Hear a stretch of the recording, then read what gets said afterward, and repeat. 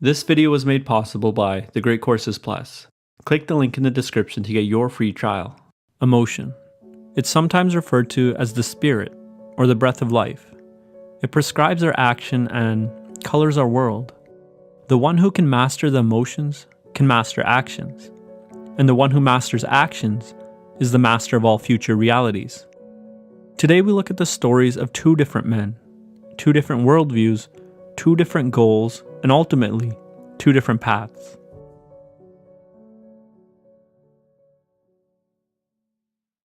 This is Alexander.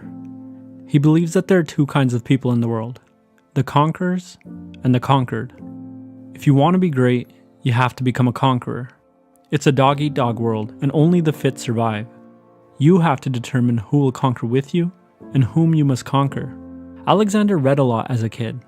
He fell in love with Greek heroes who displayed the highest virtues, courage and bravery.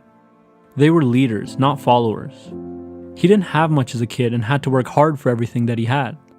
This led him to believe that a person's life is the outcome of their actions, and that they must take complete responsibility for what happens to them. Physically and intellectually, he held himself to incredibly high standards. There's no one he wanted to conquer more than himself. One day, he encountered a homeless man.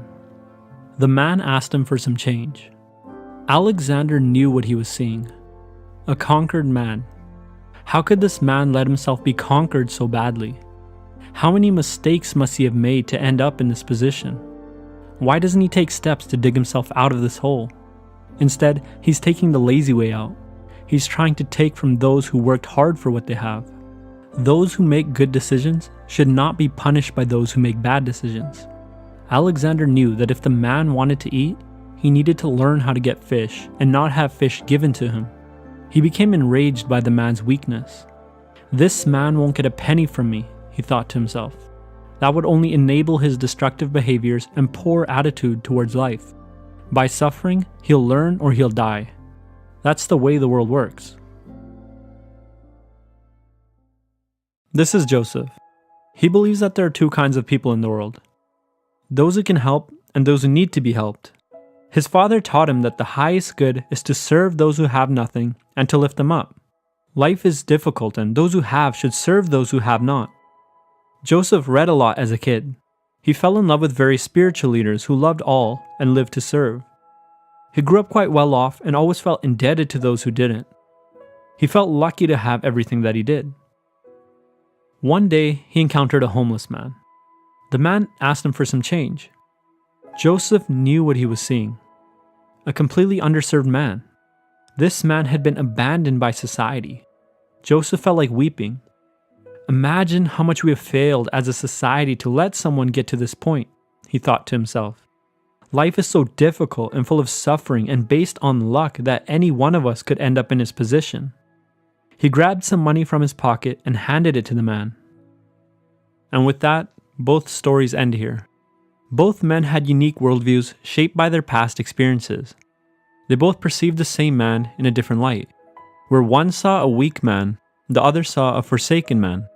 Their perceptions led them to feel different emotions. Their emotions were heavily affected by what they thought they were seeing. In actuality, both men knew nothing about the homeless man, and they have no idea what led him to this position. This is often the case in real life.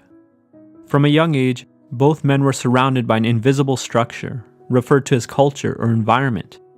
The knowledge they grab from this structure allows them to navigate the world. Alex grew up in a structure of personal responsibility, of strength and weakness. He can only see people in this way. It's all he knows. Joseph grew up in a structure of collective responsibility, of the needy and the fortunate. He can only see people in this way. It's all he knows. For both men, emotions are tools. In Alex's world, anger is a useful tool that allows him to become strong, his highest ideal. In Joseph's world, compassion is a useful tool that allows you to become a giver, his highest ideal. One might wonder, if you could change the invisible structure that surrounds these men, if they reversed the books they read or the family that they had, would they perceive the world differently? If they perceived the world differently, would they feel differently? The master of emotions, then, is the one who can alter the invisible structure around them.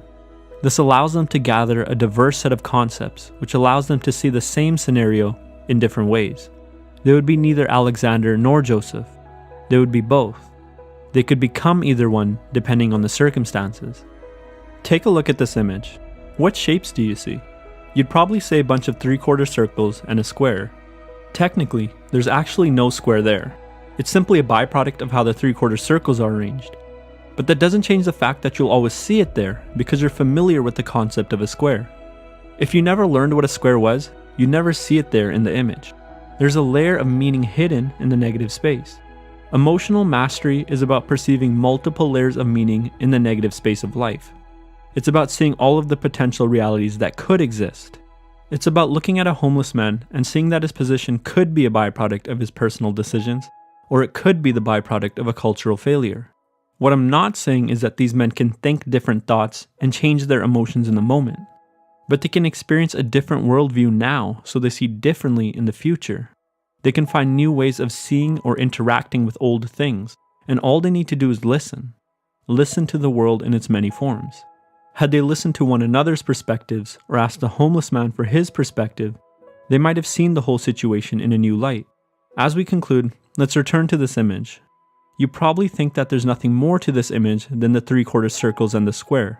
But what if I told you that this is actually just one shape, a rectangle with 4 3/4 circles removed from it? It's called a fit rectangle.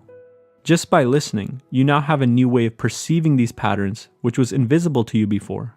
A new layer of meaning. So, how does one master the emotions? By listening. But more importantly, listening to points of view that they haven't heard before or that are contrary to their own.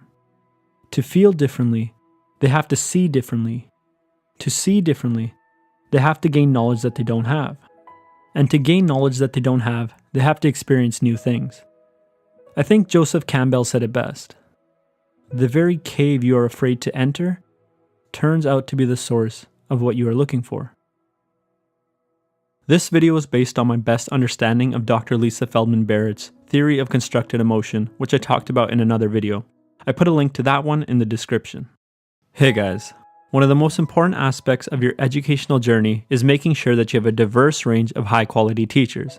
Thanks to the Great Courses Plus, you can get a free trial that gives you access to top-notch lectures and courses from some of the best professors in the world. They have a huge library of over 11,000 videos about nearly anything you can think of, from science, philosophy, cooking, and even photography. One of my favorite courses is The Big Questions of Philosophy by Professor David K. Johnson. If you're unfamiliar with studying philosophy, it will expose you to a lot of new concepts that will change your worldview and really make you think. You can get access to your free trial by going to thegreatcoursesplus.com/freedom or clicking the link at the top of the description to take you over there. As always, thanks for watching, and I'll see you soon.